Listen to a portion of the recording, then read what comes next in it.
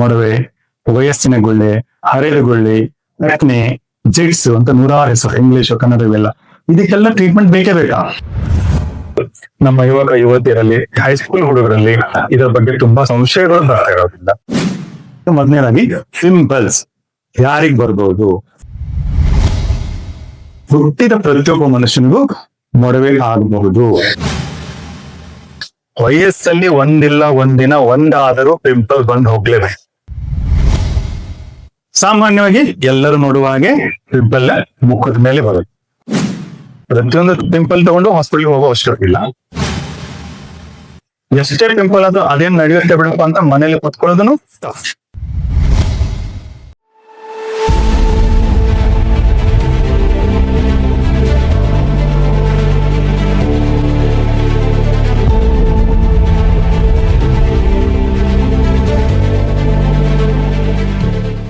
ಎಲ್ಲರಿಗೂ ನಮಸ್ಕಾರ. ನಾನು doctor Saleem Jamadar skin care clinic, KC Rani road, Gadag.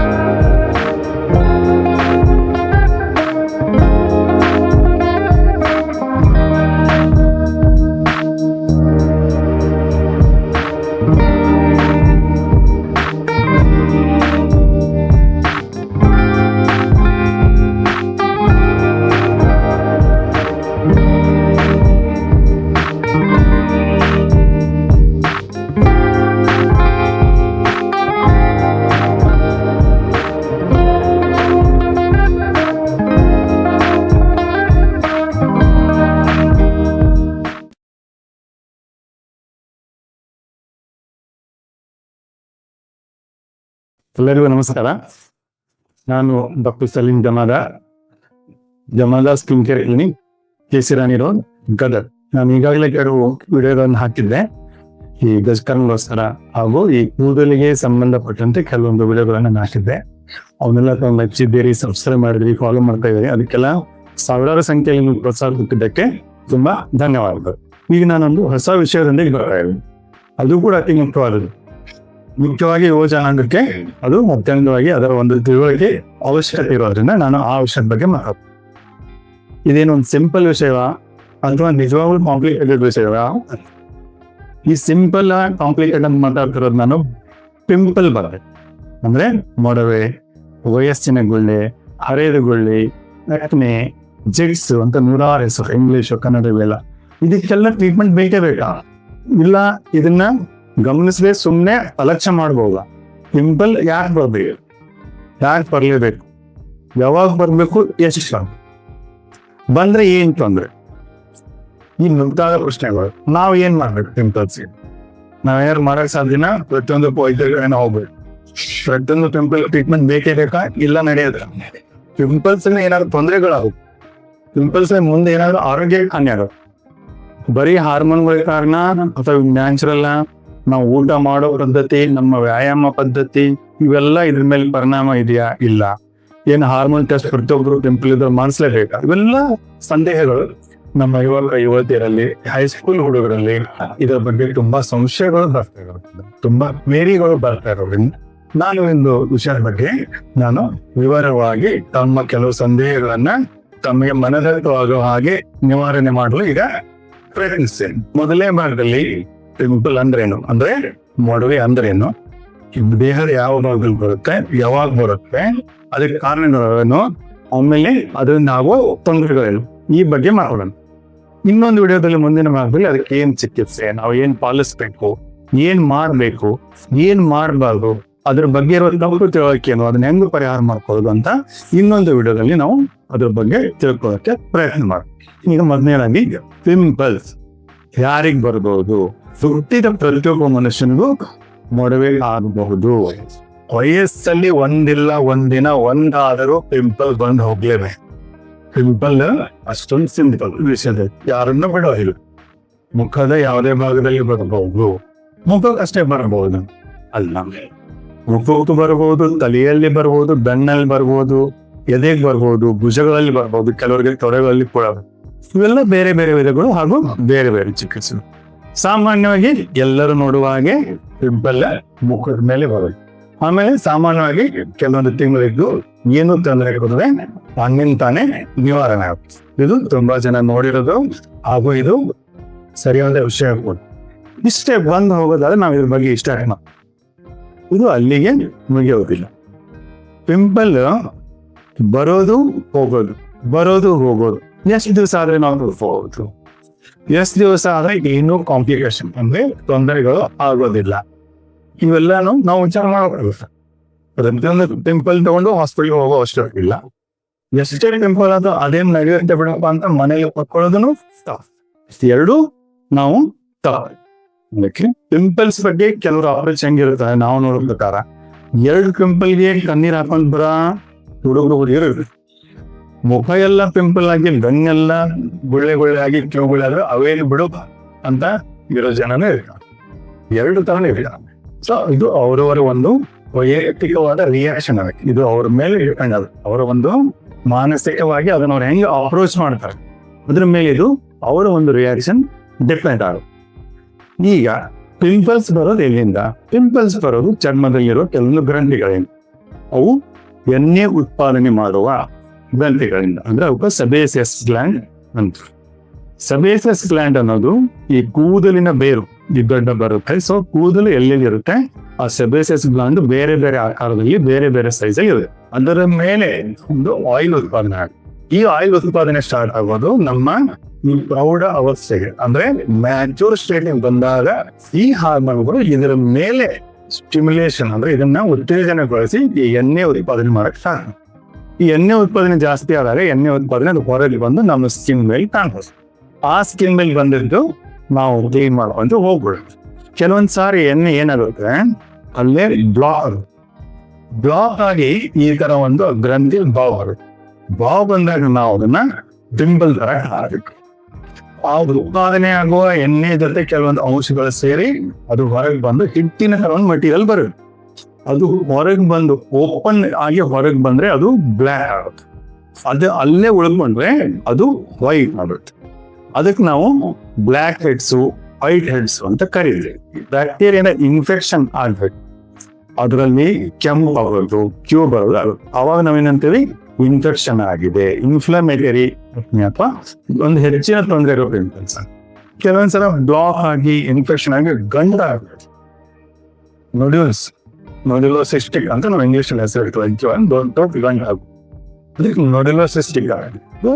Dangerous ಅಂದ್ರೆ dangerous for the face looks. ಅದು ಪರ್ಮನೆಂಟ್ ಆಗಿ ಮಾರ್ಕ್ ಮಾಡ್ಬೇಕು, ಗೊತ್ತಾಯ್ತಾ? ಅದಕ್ಕೆ ಏನ್ ಚಿಕಿತ್ಸೆ ಮಾಡ್ಬೇಕು ಅವೆಲ್ಲ ನಮ್ಮ ಮುಂದೆ ಹೇಳ. ಇದೊಂದು ಆಮೇಲೆ ಕೆಲವೊಂದ್ಸರಿ ಬೇರೆ ಬೇರೆ ನಾವು ಅದನ್ನ ಸುಮ್ಮನಿರಲಾದ್ರೆ ಕೆಲವ್ರು ಏನ್ ಮಾಡ್ತೀವಿ ಚುಚ್ಕೊಳ್ಳೋದು, ಈ ತರ ಕಿತ್ಕೊಳ್ಳೋದು ಮಾಡಿ ಇನ್ಫೆಕ್ಷನ್ ಬರುತ್ತೆ. ಅವಾಗ ಇನ್ನೂ ಅದರಲ್ಲಿ ಇನ್ಫೆಕ್ಷನ್ ಜಾಸ್ತಿ ಆಗಿ ಕಲೆಗಳು ಜಾಸ್ತಿ ಆಗುತ್ತೆ.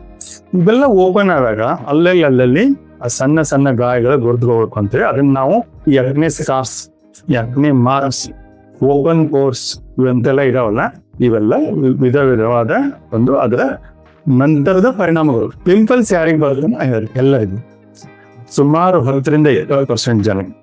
ಯಾವ ತರ ಪಿಂಪಲ್ ಬರುತ್ತೆ ಅಂದ್ರೆ ಚಿಕಿತ್ಸೆ ಬೇಕಾಗುವಂತಹ ಪಿಂಪಲ್ಸ್. 80-90% ಜನಕ್ಕೆ ಏನಾಗುತ್ತೆ ಚಿಕಿತ್ಸೆ ಬೇಕಾಗುತ್ತದೆ ತಾನೇ ನಿವಾರಣೆ. ಇದಕ್ಕೆ ಏನು ಕಾರಣ? ಕೆಲವರಿಗೆ ಚಿಕಿತ್ಸೆ ಬೇಕು, ಕೆಲವರಿಗೆ ಚಿಕಿತ್ಸೆ ಬೇಡ. ಯಾಕೆ? ಮತ್ತೆ ಇದರಲ್ಲಿ ಬರೋದು ನಮ್ಮ ಹೆರಿಡಿಟರಿ ವಂಶಾವಳಿಗಳು.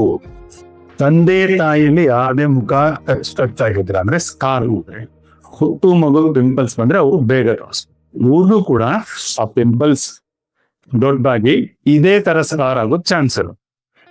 ಹಾಗೆ ಫಸ್ಟ್ ನಮ್ಮಲ್ಲಿರೋ ಗ್ಲ್ಯಾಂಡ್ಗಳು ಎಲ್ಲರಿಗೂ ಇರುತ್ತೆ.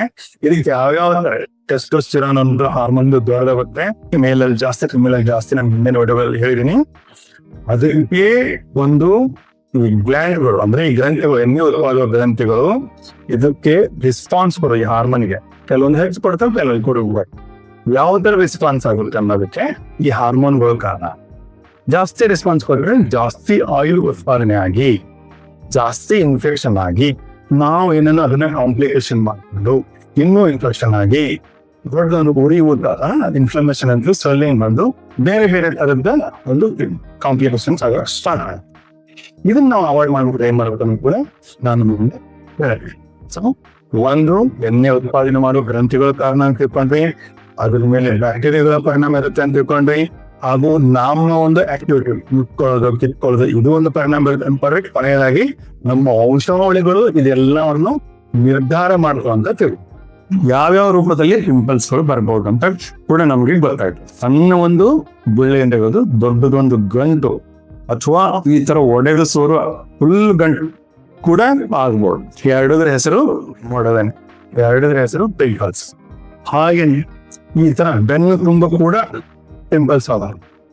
ಕೆಲವರಿಗೆ ಈ ಎದೆ ಭಾಗದಲ್ಲಿ ಈ ತರ ಪಿಂಪಲ್ಸ್ ಆಗ್ಬಾರ್ದು. ಇನ್ನು ಕೆಲವರಿಗೆ ತೊಡೆಯೆಲ್ಲ ಬರುತ್ತೆ, ಕೆಲವರಿಗೆ ತಲೆಯಲ್ಲಿ ಈ ತರ ಗಂಟುಗಳು, ಕುತ್ತಿಗೆ ಹಿಂದೆ ದೊಡ್ಡ ದೊಡ್ಡ ಗಂಟುಗಳು, ಇವೆಲ್ಲ ಪಿಂಪಲ್ಸ್ ಇದ್ದು ಕಾಂಪ್ಲಿಕೇಶನ್. ಇವು ಕೂಡ ಬೇರೆ ಬೇರೆ ಬೇರೆ ಚಿಕಿತ್ಸೆ ನಮಗೆ ಬೇಕಾಗುತ್ತೆ. ಪಿಂಪಲ್ಸ್ ಬಂದ್ರೆ ಏನ್ ಮಾಡ್ಬೇಕು? ಸಿಂಪಲ್ ಸ್ಟೆಪ್ಸ್, ವಾಶ್ ಮಾಡ್ಕೊಳ್ಳೋದೇ ಇರುತ್ತೆ. ಮುಂದೆ ಚಿಕಿತ್ಸೆ ಬೇಕಾದಾಗ ಏನನ್ನು ನಾನು ಮುಂದೆ ವಿವರವಾಗಿ ಹೇಳ್ತೀನಿ. ಪಿಂಪಲ್ಸ್ ಇಂದ ನಮಗೆ ಏನೇನು ಹಾರ್ಮೋನ್ಗಳು ಅಂತ ಹೇಳಿದ್ರೆ, ಇದರಲ್ಲಿ ಇನ್ನೂ ಒಂದು ಮುಖ್ಯವಾದ ಹಾರ್ಮೋನ್ ಬರುತ್ತೆ, ಟೆಸ್ಟೋಸ್ಟೆರಾನ್. ಬೇರೆ ಮೇಲ್ ಅಂಡ್ ಫಿಮೇಲ್ ಹಾರ್ಮೋನ್ಸ್ ಇರೋದಂದ್ರೆ ಇನ್ಸುಲಿನ್ ಅಂತ ಒಂದು ಹಾರ್ಮೋನ್ ಇರುತ್ತೆ. ಈ ಇನ್ಸುಲಿನ್ ಹಾರ್ಮೋನ್ ತಮಗೆಲ್ಲ ಗೊತ್ತಿರುವ ಹಾಗೆ ಡಯಾಬಿಟಿಸ್ ಸಂಬಂಧಿಸಿಬಿಟ್ಟದ್ದು ಅಂತ ನೀವೆಲ್ಲ ಓದಿದ್ರಿ. ಇದು ಇನ್ಸುಲಿನ್ ಅನ್ನೋದು ಡಯಾಬಿಟಿಸ್ ಮಾತ್ರ ಅಲ್ಲ, ಇದೊಂದು ಮೆಟಬಾಲಿಸಮ್ ಅಂದ್ರೆ ನಮ್ಮ ದೇಹದಲ್ಲಿ ಆಗುವ ಅನೇಕ ಕ್ರಿಯೆಗಳನ್ನ ಇದು ನಿಯಂತ್ರಿಸ. ಈ ಇನ್ಸುಲಿನ್ ತೊಂದರೆ ಆಗಲ್ಲ, ಇದರ ಮೆಕ್ಯಾನಿಸಮ್ ಅಲ್ಲಿ ನಾವು ತೊಂದರೆ ಅನ್ಕೊಳ್ಳಿ ಇನ್ಸುಲಿನ್ ಬಹಳ ಆಯ್ತು ಕಡಿಮೆ ಆಯ್ತು ಅಂತ ತಿಳ್ಕೊಬಹುದು. ಇನ್ಸುಲಿನ್ ಆಕ್ಷನ್ ಪ್ರಾಬ್ಲಮ್ ಆದಾಗ ಈ ಪಿಂಪಲ್ಗಳು ಜಾಸ್ತಿ ಆಗುತ್ತೆ. ಪಿಂಪಲ್ಗಳು ಜಾಸ್ತಿ ಆಗೋದ್ರಲ್ಲಿ ನಮ್ದು ವೇಟ್ ಕೂಡ ಜಾಸ್ತಿ ಆಗಿ ಇಲ್ಲೆಲ್ಲ ಆಗೋದು, ಕುತ್ತಿಗೆ ಎಲ್ಲ ಪಿಂಪಲ್ಸ್ಗೆಲ್ಲ ಮಾರ್ಕ್ಗಳು ಜಾಸ್ತಿ ಆಗೋದು ಆಗುತ್ತೆ. ಇದಕ್ಕೆ ಈಗಲೇ ಹೇಳ್ಬಿಟ್ಟು ಇನ್ಸುಲಿನ್ ಆಕ್ಷನ್ ಸರಿ ಮಾಡೋಕೆ ಏನಂದ್ರೆ ಏನ್ ಮಾಡ್ಬೇಕು ಅಂದ್ರೆ, ಒಂದೇ ಒಂದು ಈಸಿ ವೇ ಟ್ರೀಟ್ಮೆಂಟ್ ಅಲ್ಲ, ಅದು just exercise. 1 hour of active exercise ಅಂದ್ರೆ ದಿನಕ್ಕೆ 60 ನಿಮಿಷ ನಮ್ಮ ವಯಸ್ಸಿಗೆ ಅನುಗುಣವಾಗಿ, ನಮ್ಮ ಕೆಪಾಸಿಟಿಗೆ ಅನುಗುಣವಾಗಿ, ಸಾಮರ್ಥ್ಯಕ್ಕೆ ಅನುಗುಣವಾಗಿ ನಾವು ಅಂದ್ರೆ ಆಕ್ಟಿವಿಟಿ, ಓಡೋದು, ಸೈಕ್ಲಿಂಗು, ಸ್ವಿಮ್ಮಿಂಗು, ಯೋಗ, ಧ್ಯಾನ ಇವೆಲ್ಲಾನು ಈ ಇನ್ಸುಲಿನ್ ಹಾರ್ಮೋನ್ ಕಂಟ್ರೋಲ್ ಮಾಡ್ತವೆ. ಇನ್ಸುಲಿನ್ ಆಕ್ಟಿವಿಟಿ ಒಂದು ನಾರ್ಮಲ್ ಬಂದಾಗ ನಮ್ಮಲ್ಲಿರುವ ಅನೇಕ ಸಮಸ್ಯೆಗಳು, ತಲೆಯಿಂದ ಹಿಡಿದು ಪಾದದವರೆಗೆ ಇರುವಂತ ಅನೇಕ ಸಮಸ್ಯೆಗಳಿಗೆ ಇನ್ಸುಲಿನ್ ಕಾರಣ ಇರಬೇಕು. ತಲೆ ಬರೋದು, ತಲೆ ಹೊಟ್ಟಾಗೋದು, ಪಿಂಪಲ್ಸ್ ಬರೋದು, ಇಲ್ಲಿ ಕಫ ಆಗೋದು, ವೇಟ್ ಜಾಸ್ತಿ ಆಗೋದು, ವೀಕ್ನೆಸ್ ಇವೆಲ್ಲ ಇರ್ತವೆ. ಎಕ್ಸರ್ಸೈಸ್ ಇದನ್ನೆಲ್ಲ ಸರಿ ಮಾಡ್ಬೋದು. ಸಿಂಪಲ್ ಅಂಡ್ ನೋ ಎಕ್ಸ್ಪೆನ್ಸ್, ಯಾವುದೇ ಖರ್ಚಿಲ್ಲದೆ, ಯಾವುದೇ ಇನ್ವೆಸ್ಟ್ಮೆಂಟ್ ಇಲ್ಲದೆ ಇದು ಫಸ್ಟ್ ಟ್ರೀಟ್ಮೆಂಟ್. ಇದ್ರ ಕೂಡ ನಾನು ವಿವರವಾಗಿ ಹೇಳಿದ್ದೆ. ಮೇಲ್ ಹಾರ್ಮೋನ್ಸ್, ಅದ್ರಲ್ಲಿ ಮುಖ್ಯವಾಗಿ ಟೆಸ್ಟೋಸ್ಟೆರಾನ್, ಎರಡನೇದು ಇನ್ಸುಲಿನ್, ಮೂರನೇದು ಇನ್ನು ಹೆಚ್ಚಿನಂದ್ರೆ ಇದು ಬ್ಯಾಕ್ಟೀರಿಯಾಗಳನ್ನ ನಾವು ಇರಬಾರ್ದು ಸರಿಯಾಗಿ ಕ್ಲೀನ್ ಇಟ್ಕೊಂಡು. ನಾಲ್ಕನೇದು ನಾವು ಏನು ಅದಕ್ಕೆ ಚುಚ್ಕೋಬಾರ್ದು.